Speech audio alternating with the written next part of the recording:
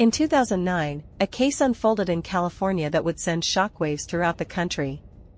It began with the disappearance of a bright young woman, Michelle Liu, a 26-year-old nursing student who seemed to have everything going for her. She was known for her infectious smile, her intelligence, and her loving relationships with friends and family.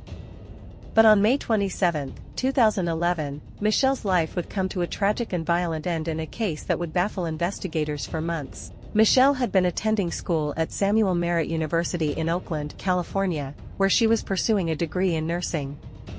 She worked part-time as a nursing assistant at the Kaiser Permanente Medical Center in San Leandro, a job she was passionate about, where she helped care for patients and learned the skills that would eventually guide her in becoming a nurse.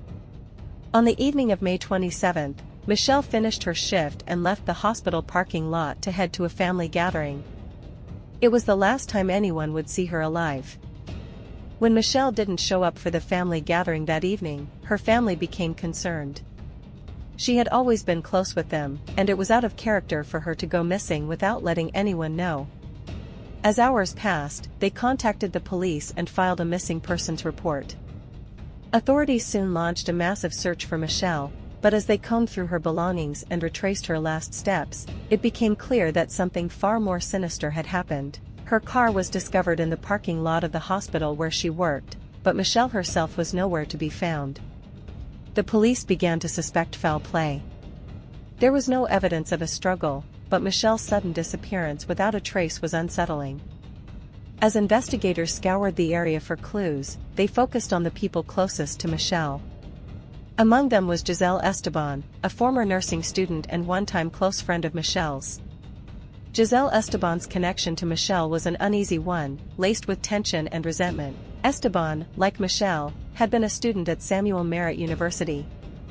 Initially, they had shared a bond, but their relationship had soured over the course of their time together.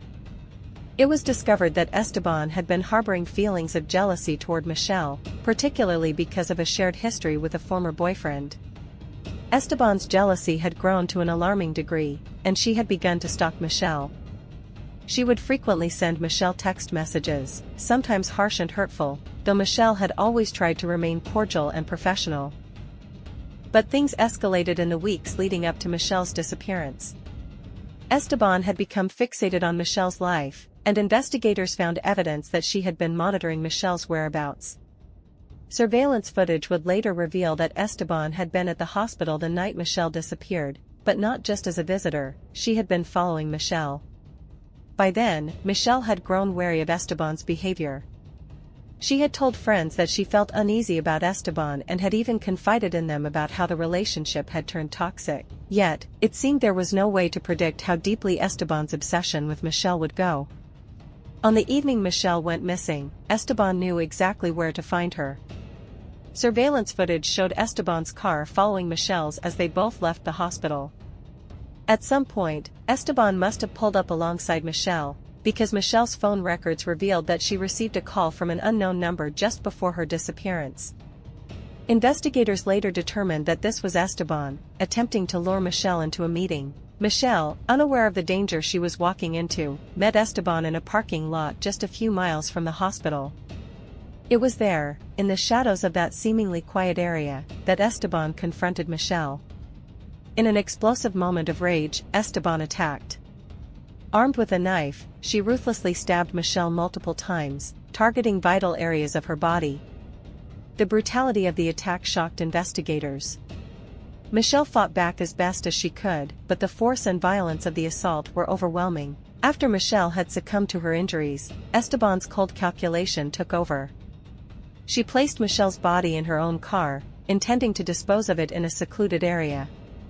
Esteban drove Michelle's lifeless body to a remote location, a quiet spot off the beaten path in an isolated area of the East Bay Regional Park. There, she abandoned Michelle's body, attempting to cover her tracks. She thought she had succeeded in getting away with murder. But what Esteban didn't realize was that investigators were piecing together the puzzle of Michelle's disappearance. The police had already begun combing through security footage, phone records, and text messages. They discovered that Esteban had been in close proximity to Michelle in the hours leading up to her death, and they soon found evidence of Esteban's obsession with Michelle. Witnesses confirmed that Esteban had been in contact with Michelle leading up to the night of her disappearance. One key piece of evidence was Esteban's car being seen in the same area as Michelle's last known whereabouts. Days turned into weeks as the investigation grew more intense. When Michelle's body was finally discovered on June 7, 2011, it was clear that she had been murdered. Esteban's efforts to cover her tracks were in vain. Forensic evidence, including DNA found in Esteban's car and the murder weapon, would eventually confirm Esteban's involvement in Michelle's death. Giselle Esteban was arrested and charged with first-degree murder. During her trial, Esteban's defense attorneys tried to argue that she had been under emotional duress due to her unstable personal life. They painted a picture of a woman overwhelmed by the breakdown of her relationship with Michelle and the pressures in her life.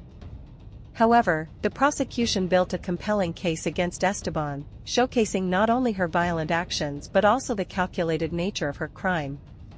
They pointed to her ongoing obsession with Michelle, her attempts to cover up the murder, and the chilling premeditation that had gone into the crime.